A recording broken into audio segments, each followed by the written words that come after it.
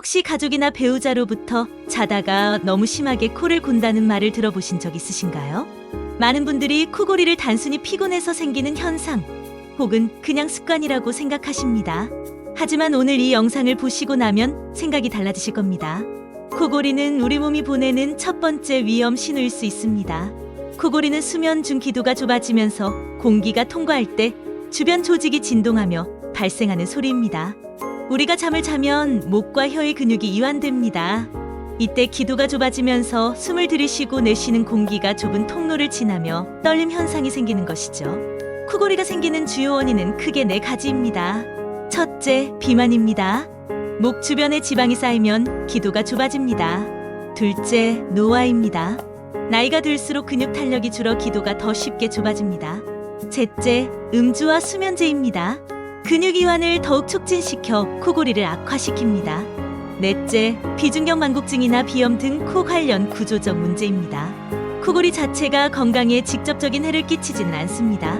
문제는 코골이가 수면무호흡증의 가장 흔한 전조 증상이라는 점입니다. 코골이가 심한 분의 약 50% 이상에서 수면무호흡증이 동반된다는 연구 결과가 있습니다. 수면무호흡증이 생기면 수면 중 산소 공급이 반복적으로 차단됩니다. 이는 심혈관에 과도한 부담을 주어 고혈압, 부정맥, 심지어 뇌졸중까지 이어질 수 있습니다. 이 3가지 질환이 어떻게 연결되는지는 이 시리즈의 2편, 3편에서 자세히 다루겠습니다. 지금 자신이 코를 심하게 고는지 확인하는 방법이 있습니다. 스마트폰 앱 중 수면 중 소리를 녹음해주는 앱을 활용해보세요. 코골이를 줄이는 생활습관으로는 첫째, 체중 감량이 가장 효과적입니다. 체중의 10%만 줄여도 코골이가 현저히 줄어듭니다. 둘째, 옆으로 자는 습관을 들이세요. 등을 대고 누우면 혀와 연구개가 뒤로 처지며 기도를 막습니다.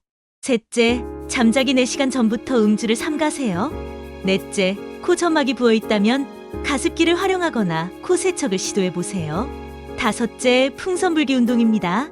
코골이 자체가 수면 중에 기도 근육이 이완되어 발생하는 것이기 때문에 풍선불기 운동을 통한 기도 근육 단련은 코골이를 약 30% 줄여준다는 연구 결과도 있습니다.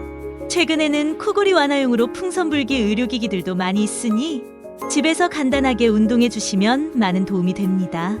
애면동되어 수치가 보이는 것이 동기부여에 좋습니다.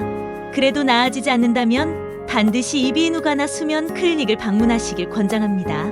오늘 영상이 도움이 되셨다면 구독과 좋아요 부탁드립니다. 다음 편에서는 코골이보다 훨씬 심각한 수면무호흡증에 대해 자세히 알아보겠습니다.